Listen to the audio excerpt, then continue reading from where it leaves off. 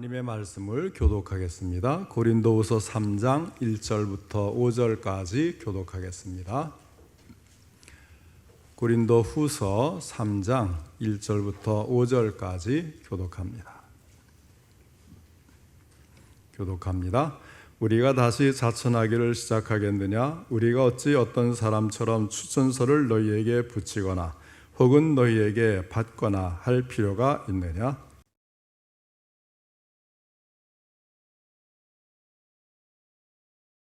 너희는 우리로 말미암아 나타난 그리스도의 편지니 이는 먹으로 쓴 것이 아니요 오직 살아계신 하나님의 영으로 쓴 것이며 또 돌판에 쓴 것이 아니요 오직 육의 마음판에 쓴 것이라.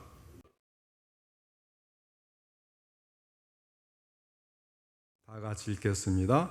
우리가 무슨 일이든지 우리에게서 난 것 같이 스스로 만족할 것이 아니니 우리의 만족은 오직 하나님으로부터 나느니라.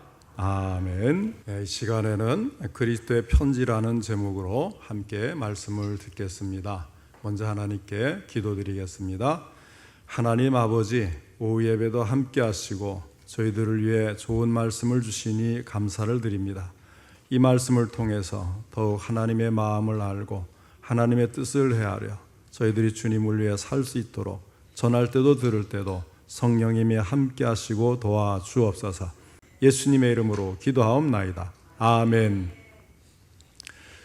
오늘 본문에서는 그리스도인을 가리켜서 그리스도의 편지로 비유를 하고 있습니다. 2절 상반절에 보면 너희는 우리의 편지라, 그 다음에 3절 상반절에 보면 그리스도의 편지라, 이렇게 편지라는 말을 두 번을 사용하고 있습니다.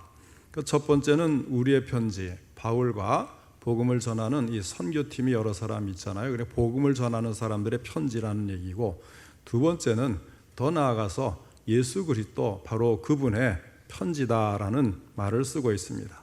이 편지라는 것은 서로의 소식이나 용건을 알리고 또 마음을 글로 표현해서 전하는 것 아니겠습니까?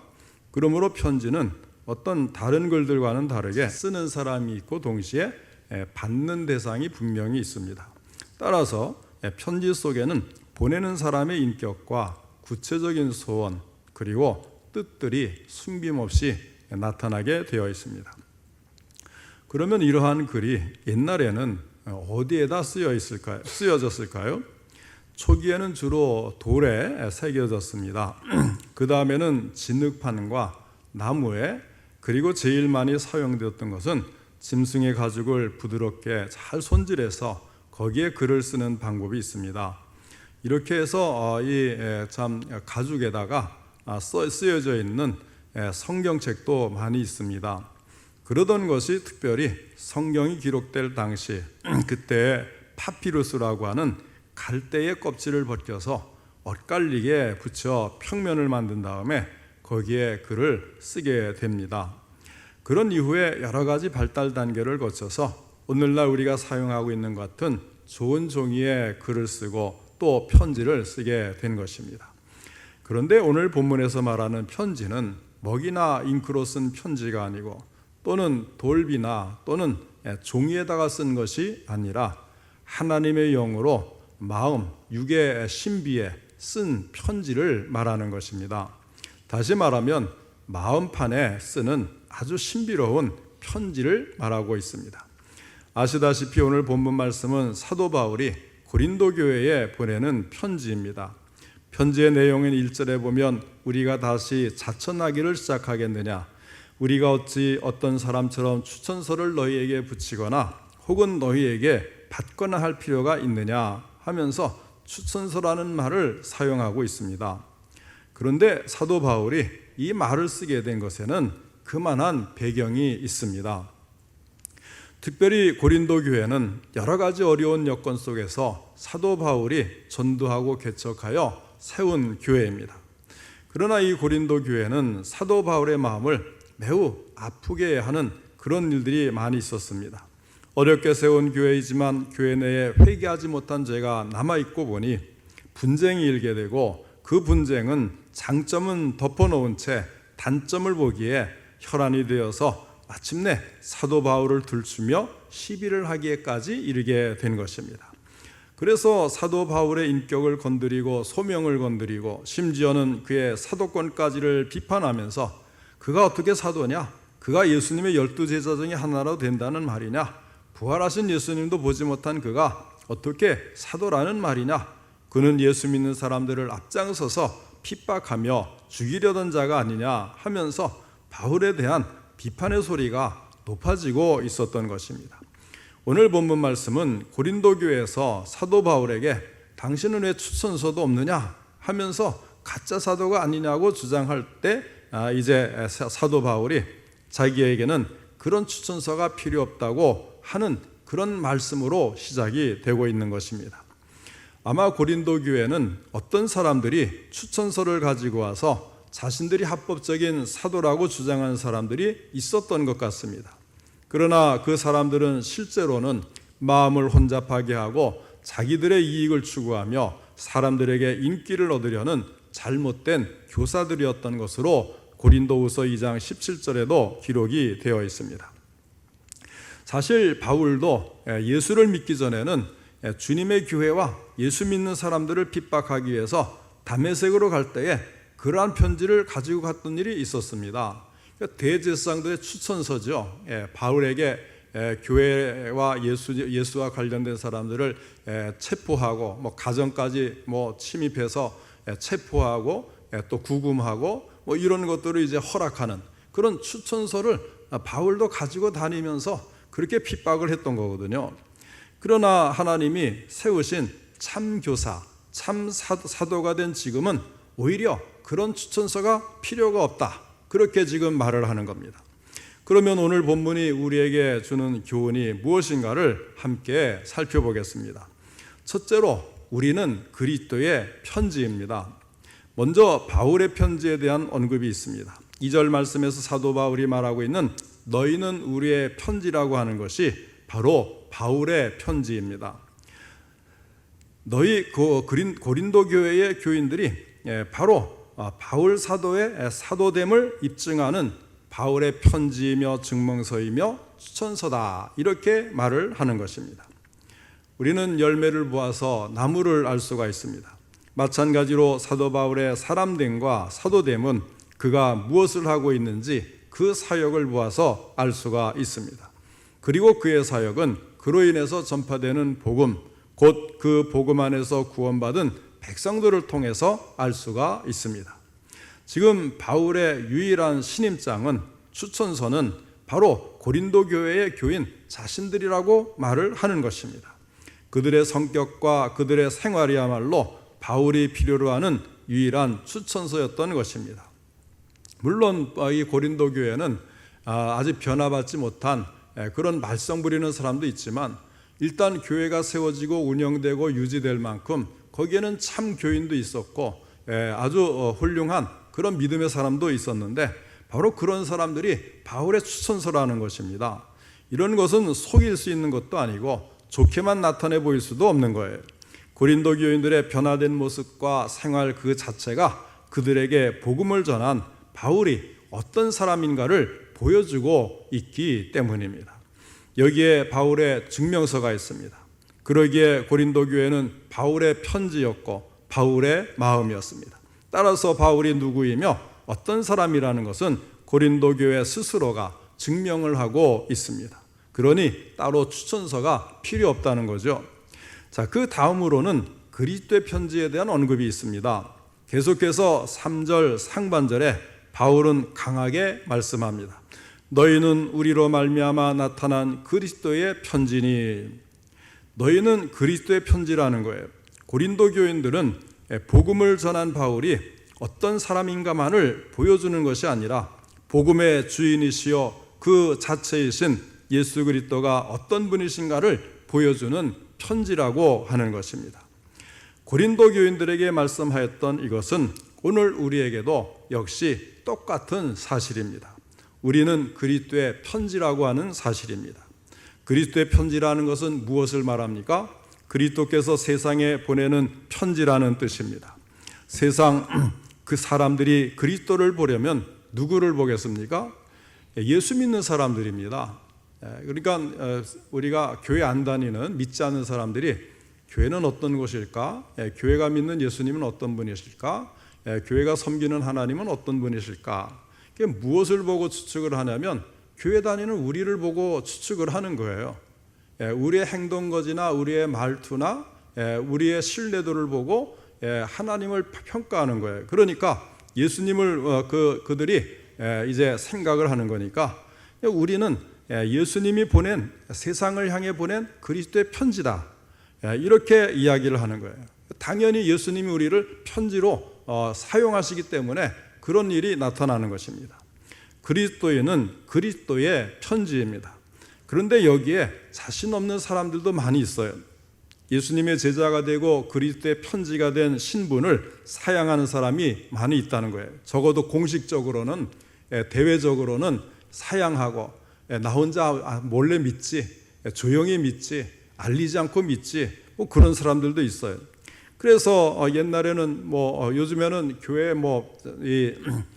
영상도 뜨고 휴대폰도 보고 그러니까 이 성경책을 안 갖고 다니는 경우가 늘어나서 좀 말하기가 좀 어색하지만 얼마 전까지만 해도 다 옆구리에 성경책을 끼고 다녔잖아요. 그런데 이것을 이제 보이는 게 부끄러우니까 이것을 안 보이게 하는 거예요.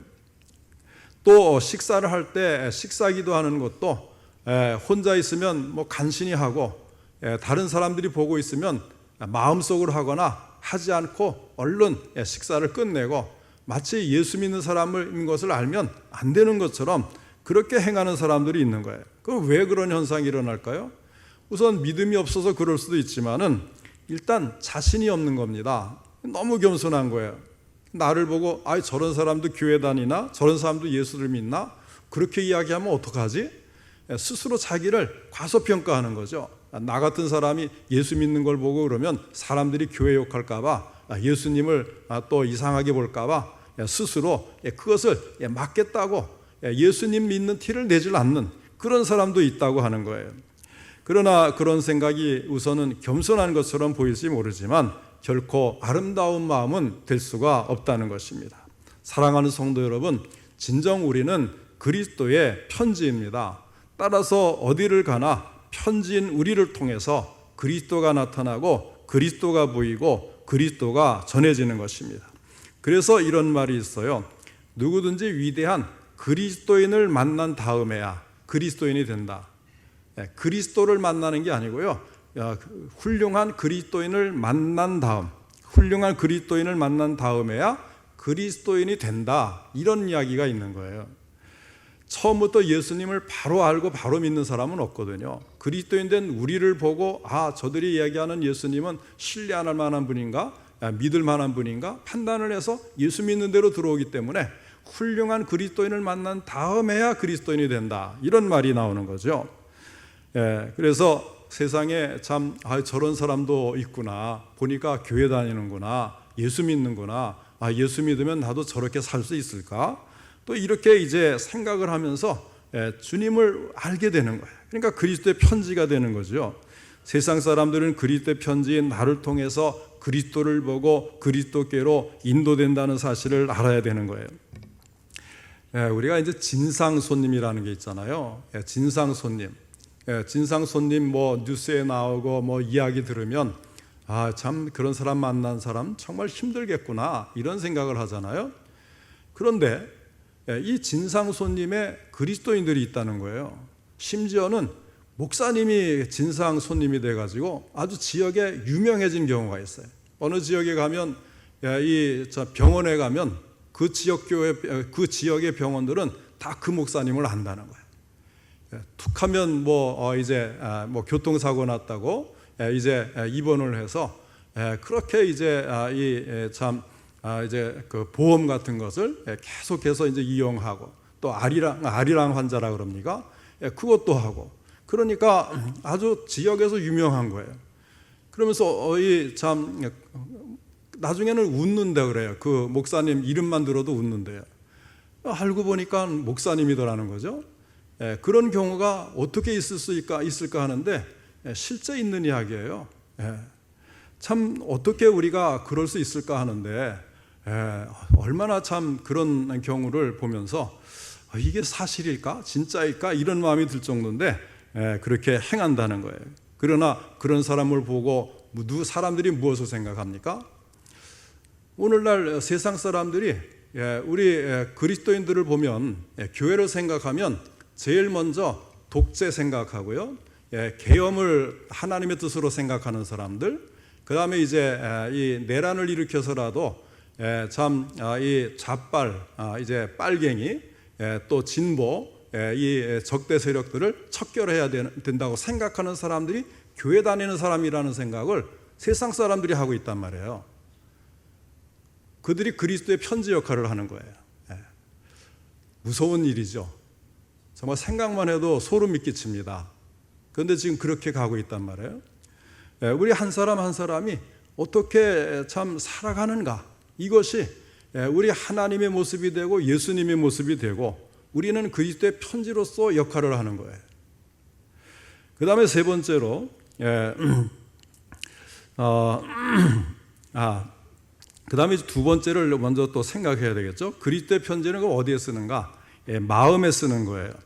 2절에 보니까 너희는 우리의 편지라 우리 마음에 썼고, 그러면서 3절에서 너희는 우리로 말미암아 나타난 그리스도의 편지는 이는 먹으로 쓴 것이 아니요 오직 살아계신 하나님의 영으로 쓴 것이며 또 돌판에 쓴 것이 아니요 오직 육의 마음판에 쓴 것이다, 이렇게 말씀을 합니다. 그러니까 이 편지는 철필이나 또 펜으로 먹을 묻혀서 종이나 가죽 위에 쓴 것이 아니고 모세의 십계명처럼 돌판에 쓴 것도 아니에요. 어떻게 쓴다고요? 성령으로 우리의 마음, 육의 마음판에 쓰는 것입니다. 그것은 우리의 심령의 변화를 말하는 거예요. 우리가 예수를 믿을 때 성령으로 거듭나고 우리의 마음이 변화를 받아서 인격과 성품이 변화되고 우리의 삶이 변하는 것을 말하는 것입니다. 우리의 구원받은 심령, 변화된 삶이 바로 예수 그리스도의 참 편지인 거예요. 그런데 지금 너무나 가짜 편지가 많아서 참으로 예수님의 마음을 가려버리고 오해하게 하고 그런 일들이 많이 일어나는 거죠. 진정 그리스도의 편지는 예수 그리스도께서 성령으로 우리 마음에 써서 세상에 보내는 것입니다. 그 다음에 세 번째는 그리스도의 편지는 무사람이 알고 읽는다는 사실입니다. 2절을 계속해서 봅니다. 너희는 우리의 편지라 우리의 마음에 썼고 무사람이 알고 읽는 바라. 그리스도의 편지는 무사람이 읽는 것입니다. 주님께서 세상 사람들에게 보낸 편지이기 때문입니다. 이 편지를 읽고 그들이 알 수 있는 것이 두 가지가 있습니다. 첫째는 주님이 보내셔서 일하게 한 사람을 나타내 줍니다. 사도 바울이 말씀합니다. 너희는 우리의 편지라고 하는 겁니다. 사도 바울이 진정한 사도인가 아닌가, 그가 어떤 사람인가를 보여주는 것은 추천서가 아니라 바로 바울의 복음을 듣고 전도되고 또 예수 믿고 구원받으며 변화된 고린도 교회의 교인들이 바울의 편지가 되는 거예요. 그래서 이 주님이 보내셔서 일하게 한 사람, 그 사람을 나타내주는 편지 역할을 하는 거죠. 사도행전 18장을 보면 고린도 교회는 사도 바울이 1년 반 동안을 머물면서 전도하고 말씀을 가르쳐서 세운 교회였습니다. 이제는 훌륭하게 성장한 교회, 예수 잘 믿는 교인들이 바로 사도 바울을 나타내주는 편지가 된다는 것입니다. 그것보다 더 좋은 편지가 없다는 것입니다. 그러다 보니까 바울이 조금은 자기 자랑을 하는 것 같은 느낌이 들었나 봐요. 그래서 4절로 5절에 다시 말씀을 하는데, 우리가 그리스도로 말미암아 하나님을 향하여 이 같은 확신이 있으니 우리가 무슨 일이든지 우리에게서 난 것 같이 스스로 만족할 것이 아니니 우리의 만족은 오직 하나님으로부터 나느니라 하였습니다. 자신이 아무리 열심히 일했고 또 훌륭한 결과를 내서 고린도 교회가 세워지고 좋은 교인들이 자신을 증명해 준다고 해도 그 모든 것은 근본적으로 하나님으로부터 나오는 것임을 강조하는 것입니다. 이 모든 것은 일하는 사람에게서 나타나는 것이 아니라 일을 시키시는 분에게서 나타난 것이라는 말입니다. 그러므로 그는 자신이 한 것처럼 스스로 만족하지 않고 자기의 만족은 오직 하나님으로부터 난다고 고백하고 있는 것입니다. 우리가 하는 모든 일의 주인은 하나님이십니다. 그 열매는 하나님이 주신 것입니다. 바울은 이 사실을 잊지 않았던 것입니다. 우리도 잊어서는 안 됩니다. 모든 결과물들은 하나님이 주셔서 나타난 것임을 잊으면 안 되는 것입니다. 저는 가끔 그런 기도를 해요. 하나님, 저에게 능력을 주셔서 이 일을 하게 해주십시오, 이렇게 기도하지 않고, 하나님, 저는 부족하지만 하나님 친히 일하셔서 이것을 나타내 주십시오, 이루게 해 주십시오. 하나님 친히 해주는 게 제일 좋더라고요. 하나님이 저에게 능력을 주셔서 제가 하는 것보다 제가 구한 대로 하나님이 직접 움직이셔서 변화시키고 이루게 하시는 것, 그거보다 더 좋은 게 없어요. 그럴 때 정말 만족스럽습니다. 그리고 그것을 몇 번 하다 보면 하나님, 저보다 하나님이 좀 해주세요, 이런 기도가 저절로 나오는 거예요. 그 다음에 두 번째는 그리스도의 편지는 편지를 쓰시고 일꾼을 보내신 주님을 나타내 보여줍니다. 예수님이 세상에서 일하실 때에 내가 지금 하고 있는 것을 보아서 메시아인지 아닌지는 너희가 판단하라 하고 말씀을 하신 적이 있습니다. 그런데 오늘 본문에서 말씀하시는 것은 이제 내가 하는 것을 보기 전에 나를 믿는 신자들을 보고 예수님을 알라, 오늘은 그런 말씀이거든요. 복음을 받고 예수님의 제자가 된 우리들을 보고 예수님이 메시아이신 것을 알라는 거예요. 우리는 예수님께서 세상을 향해서 자신을 소개하는 내용을 적어보낸 그리스도의 편지입니다. 그리스도인이라는 단어 속에는 그리스도라는 단어가 들어있습니다. 그리스도인의 원래의 뜻은 작은 그리스도입니다. 작은 그리스도, 그리스도인, 그것은 작은 그리스도, 우리가 그 작은 그리스도라는 거죠. 그렇기 때문에 그리스도인이 된 우리 모두의 행동은 그리스도를 대표하고 있는 것입니다. 알렉산더 대왕의 일화도 참 여러 가지인데요. 이 알렉산더 대왕이 거느리고 있던 병정 가운데 알렉산더 대왕과 똑같은 이름을 가진 쫄병이 있었어요. 그러니까 알렉산더 대왕이 거느리는 군대에 알렉산더라는 이름을 가진 쫄병이 있었단 말이에요. 근데 이 쫄병 알렉산더 행동은 너무나 형편이 없었어요. 그러니까 이 알렉산더, 정말 그 형편없는 사람 때문에 우리가 다 골탕 먹고 힘들고 어렵다 그러면서 이 쫄병 때문에 알렉산더 이름이 짓밟히고 있다는 소문이 어느 날 이 알렉산더 대왕의 귀에까지 들어가는 거예요. 그래서 이 알렉산더 대왕이 어느 야심한 한밤중에 예고 없이 쫄병 알렉산더의 막사를 찾아갔습니다. 그날도 술에 만취해서 골아 떨어져 있다가 알렉산더 대왕이 왕림하셨다는 말을 듣고는 벌떡 일어나서 경례를 했습니다. 알렉산더 대왕이 물어봅니다. 내 이름이 알렉산더라지? 그러니까 참 깜짝 놀라서 어쩔 줄 몰라 하는데, 듣자 하니 내 행동이 고약해서 알렉산더라는 이름을 먹칠하고 있다는 소문을 들었어. 두 가지를 명령한다. 첫째, 내 이름을 바꿔라. 왜냐하면 내 이름 때문에 나의 이름이 욕을 먹기 때문이다. 그러나 이름을 바꾸기 싫거든 너의 삶을 바꿔라. 이렇게 이야기를 했다는 거예요. 오늘 우리가 그리스도인으로서 주님을 대표하지 못하는 말과 행동을 할 때에 주님도 똑같은 명령을 하시지 않을까요? 내가 그리스도인인가? 내가 그리스도인이라는 간판을 떼든지 아니면 너의 삶을 바꾸어라, 이렇게 말씀하실 것 같아요. 오늘 우리 모두는 그리스도의 편지로서 손색 없는 삶을 살고 있습니까? 오늘 우리의 말과 행동이 주님을 대표하는 삶을 살고 있느냐는 것입니다. 여러분이 의식하든 의식하지 않든 사람들은 여러분을 통해서 그리스도를 읽고 그리스도를 알게 됩니다. 세상의 이웃들은 항상 우리 그리스도인들을 관찰하고 봅니다. 우리는 그것을 의식하지 않을 수 있어요. 그런데 안 믿는 사람들은 저 사람이 교회 다닌다 그러면 의식을 해요. 어떻게 하나 보자. 그래서 우리들을 통해서 예수 그리스도를 보게 되는 거예요. 우리의 삶의 모습을 보고 하나님 나라를 알게 되는 것입니다. 우리가 형편없이 살면요, 그런 하나님 나라에 뭐하러 들어가느냐, 그런 말이 나오게 되는 거예요.